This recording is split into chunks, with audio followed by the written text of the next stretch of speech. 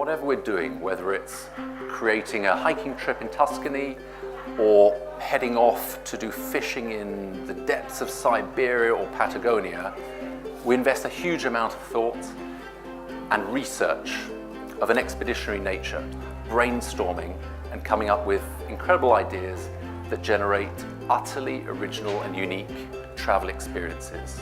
I never excelled academically. I got an N in my A-level geography, which I think kind of sums it up. I still don't know what N is. Someone said it's nearly.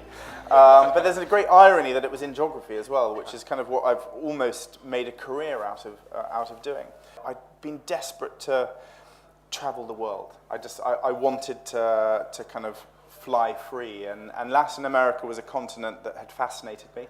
I was at school, at boarding school with a Venezuelan, a Guatemalan, and a Mexican. They were my best friends. And small school. But a small school. There was only 4 of us, and I went off and actually 1 year in Latin America became 2, and I did a degree in Latin American studies, and I became a different person. I came out of myself. I became more confident in myself.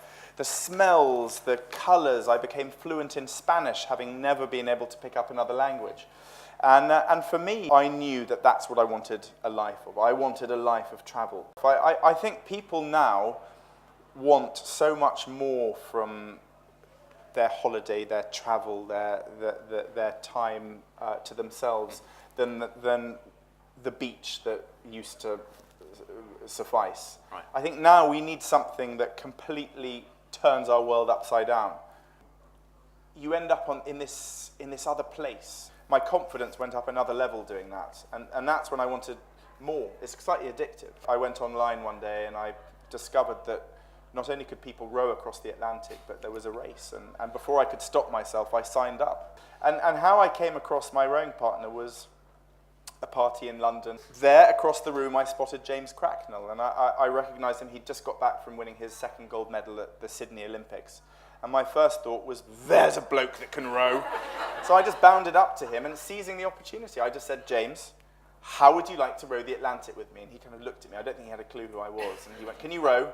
I said, no, never rowed before in my life, and he told me to go away. We put a lot of preparation into it. You know, we had to become ocean yacht masters.